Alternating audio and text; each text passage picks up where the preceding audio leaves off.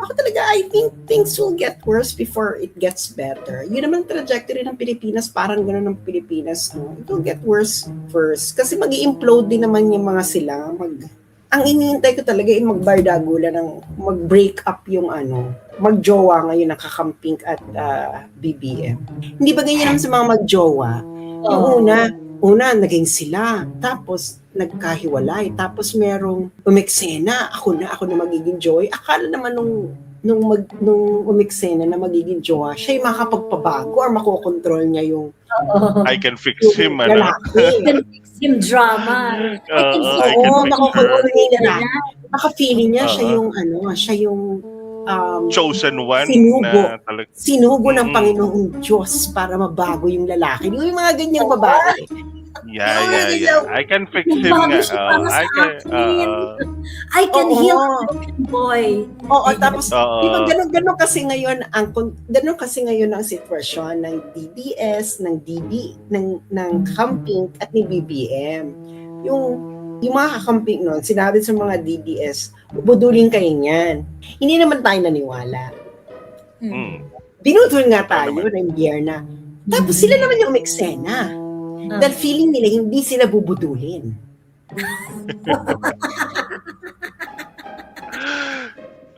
They treat the red flag as a challenge, hindi red flag. Challenge lang para May mga ganyang babae kasi feeling nila, ay nakita ko na.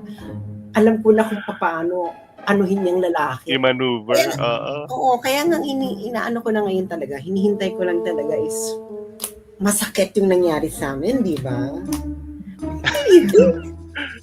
Masasaktan din kayo. Iba ang sakit na mapupunta sa inyo kasi naniwala kayo talaga na mapapabago.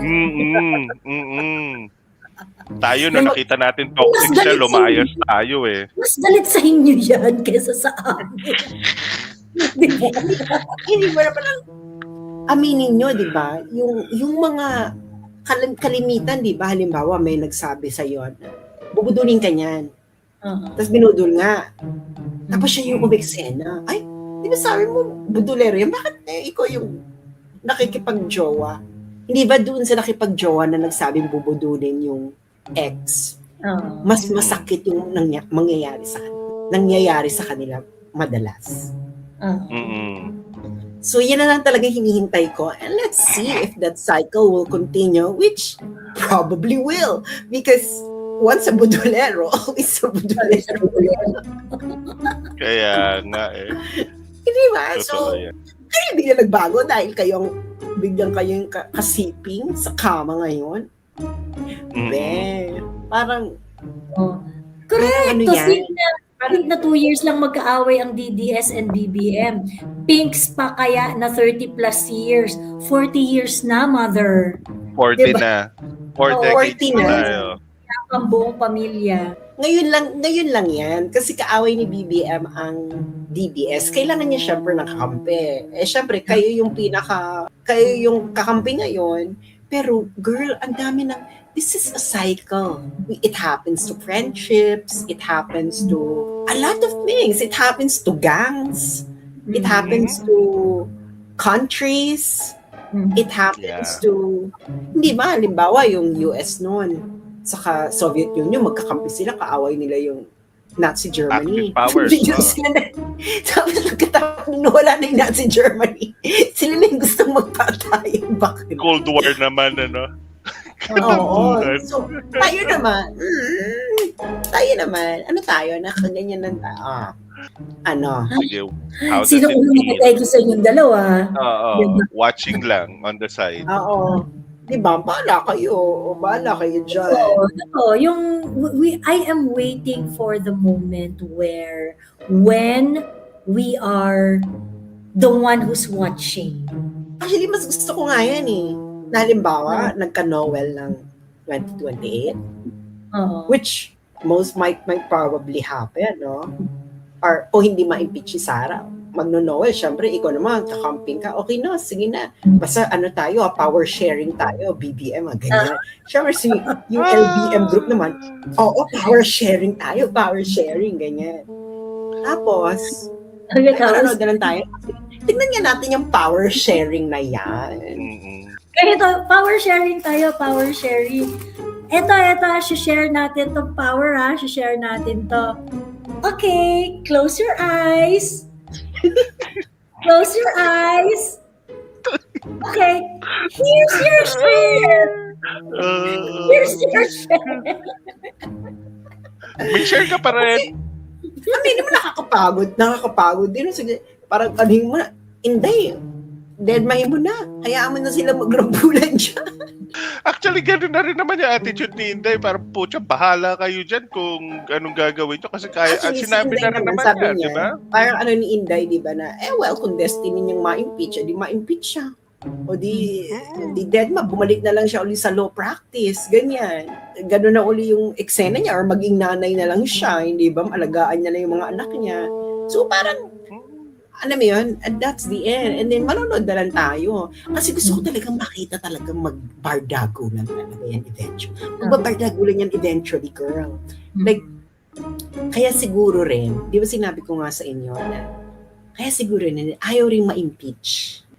Gusto nang i-drag ni ng LBM Group si Inday sa dumi, sa mud. Kasi pag talagang itinuloy talaga nilang makonvict yan at mawala, bakla sa kanila lang ang kakamping ngayon. O, alam na natin ang sunod nating target, ha? Alam na natin ang sunod nating target, ha? Pagkatapos ni Sarah. Mas madali silang target, eh. Oo. Hindi nila nakikita yun, na parang talagang sila na bilib sila Nakikita sa sarili nila yun, nila. pre. Dude, nakikita nila yun. They see it Okay. perfectly. Kaya baka kaya siguro, di ba yung mga Kampante sila. ay hindi na 16 ang hindi na 16 ang, di ba yan ang mga Required. kakampi, ang hilig nilang itodo, hindi na 16 ang emerald. Biglang, ay hindi, 16. Ah.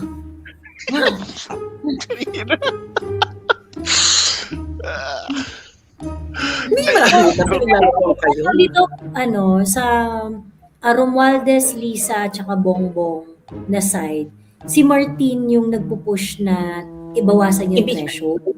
Oo. Ibawasan yung threshold. Okay. Yes. Kasi gusto niyang tumakbo eh. Tatakbo yung presidente. Gusto niyang tumakbo.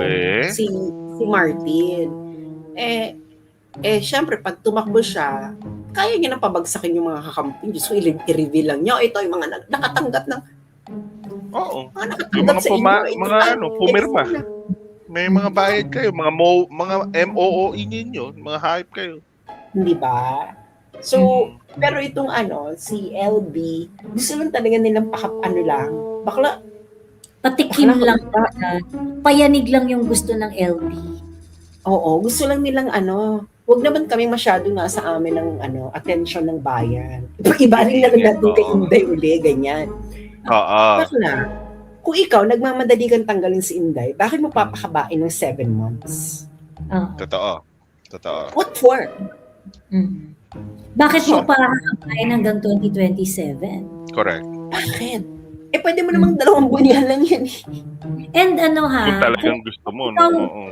Kung ikaw si Bongbong Marcos na naghihingalo ang popularity Negative 27.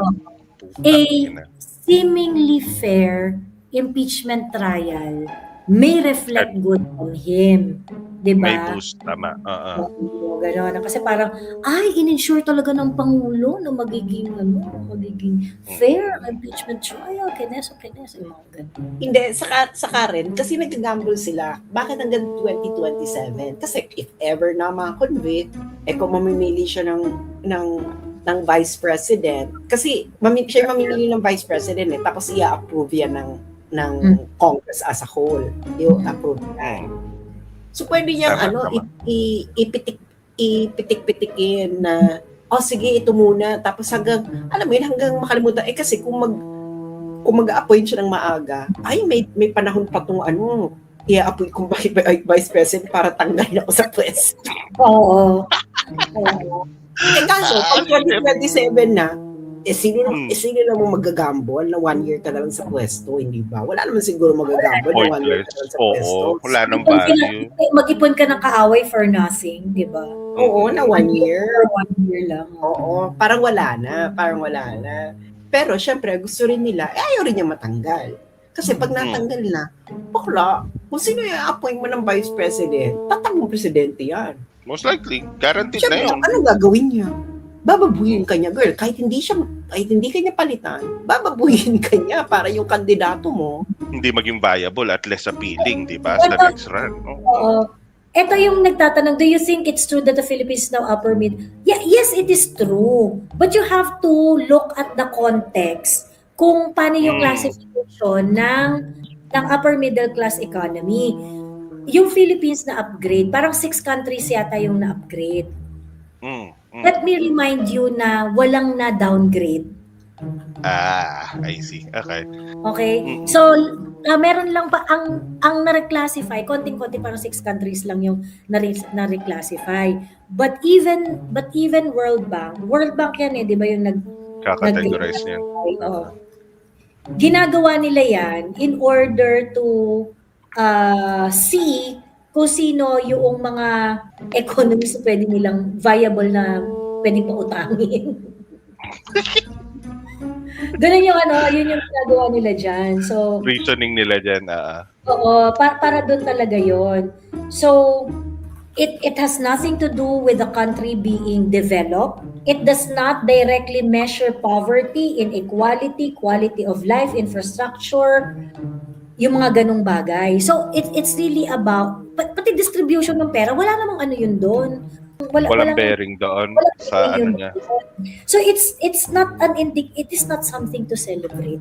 Actually, yung classification na yun, classification lang yun ng World Bank para mas effectively makategorize nila ano ba ang mga kondisyon nitong mga bansang ito? Sino ba ang target nating pautangin ng pautangin? Kasi marami na sila. Tama. Era. Ayun. So para yun doon kasi data naman yun ng World Bank eh. Saka yung naniniwala ba kayong upper middle class economy? Well, naman kasi yung paper analysis naman kasi yung upper middle class economy. Magko-compute ka lang, GNI, i-divide mo ng number of population, and then that's it. Now, yung GNI mo, saan mo ba kinuha yung GNI mo? Oo. Ano bang nag-contribute sa GNI mo? Tayo may pagbagsak tayo ng birth rate sa Pilipinas, by the way. Saka yung GNI, yung GNI, lahat yan ng income ng country mo. Bakla, 10% ng GDP natin, remittance ng OFW. Imagine 10% ng GNI natin ay remittance ng OFW. Ibig sabihin, yung income nila not generated by the national economy. Galing sa labas pag binawas mo yung 10% na yan, bakla yung Pilipinas, wala siya sa lalagpak talaga. Wala siya sa upper middle class. Na ang downgrade. Tayo mag-iisa na. Kasi yun yung feeling nila, ay, ang galing-galing ni BBM, naging upper middle class economy tayo. Bakla hindi. Pag karamihan yung nasa nating mga bansa, yung halimbawa yung Vietnam has also been declared upper middle class economy. China is also upper middle class economy, upper middle class income. Pero yung income nila, ng bansa nila, ilan doon yung remittance base? Almost nothing. Yung income nila. Sa loob nila na-generate, generated by their own economic system. Correct, Parang ganito lang yan, mga friends. Halimbawa kami dito ang tatlo na magkakapit ba? Itong si Joey, saka itong si Kuya, magkapit bahay. Pareho silang upper middle income country. Itong si Kuya, hindi siya nagtatrabaho. Kasi wala siyang makuha ng trabaho. Pero pinapadalan siya ng pera ng asawa sa Hong Kong. Ito si Joey, nagtatrabaho siya, kayod siya, ganyan. Pero pareho sila ng income. So, dun sa dalawa, sino yung earned by the internal system? It's Joey. Tama. Ito si Kuya, kumategi yung asawa niya dun sa Hong Kong. Paano siya sa poverty? Wala talaga, wala na. Wala siyang Paano siya pera. sa poverty?